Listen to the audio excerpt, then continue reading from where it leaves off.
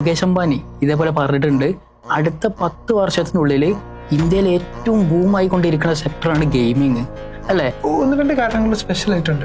ഒരു കാരണം എന്ന് പറഞ്ഞു കഴിഞ്ഞാൽ ഗെയിമിംഗ് ഇൻഡസ്ട്രിയാണ് ഡയറക്റ്റ് ക്യാഷ് പെട്ടെന്ന് മാർക്കറ്റിൽ ആക്കാൻ പറ്റുന്ന ഒരു ഇൻഡസ്ട്രി എന്ന് പറഞ്ഞു കഴിഞ്ഞാൽ ഗെയിമിംഗ് ഇൻഡസ്ട്രിയാണ്. രണ്ടാമത്തെ കേസ് പറഞ്ഞു കഴിഞ്ഞാൽ ഇപ്പൊ ആരും ക്രിപ്റ്റോനെ കുറിച്ച് സംസാരിക്കുന്നില്ലല്ലോ. ഇല്ലല്ലോ.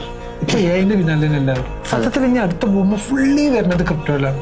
ഞാൻ മനസ്സിലാക്കിയ ഒരു കാര്യം എന്താ വെച്ച് കഴിഞ്ഞാല് ഈ ക്രിപ്റ്റോന്റെ കോയിന് വരുന്നു എന്താ നമുക്ക് ഒരു ഗെയിമിംഗ് എന്താ സത്യത്തില് ഗെയിമിംഗ് ഒരു എന്റർടൈൻമെന്റ് പ്ലാറ്റ്ഫോമാണ്. ഈ പ്ലാറ്റ്ഫോമിൽ എന്തുണ്ട്, കുറെ സാധനങ്ങൾ വാങ്ങാനും വിൽക്കാനൊക്കെ പറ്റുന്നുണ്ട്. അവിടെ ട്രാൻസാക്ഷൻ യൂസ് ചെയ്യുന്ന കോയിൻ എന്താണ്, ആ ഗെയിമിങ്ങിന്റെ ഇൻസൈഡിലുള്ള കോയിൻസ് ആണ്.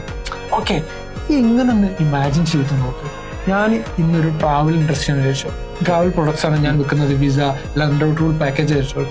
ഇതിന്റെ സർവീസ് വാങ്ങാൻ വേണ്ടിയിട്ട് സാധാ പൈസ തരുന്നതിന് പകരം ഞാനൊരു കോയിൻ ഇറക്കിയിട്ടുണ്ട്.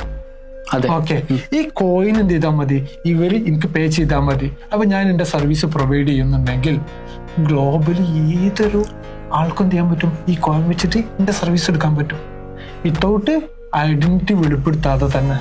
അതെന്തായി, ആ കോയിന് ഡിമാൻഡായി, ആ കമ്പനിയുടെ വാല്യുവേഷൻ ഡിമാൻഡായി.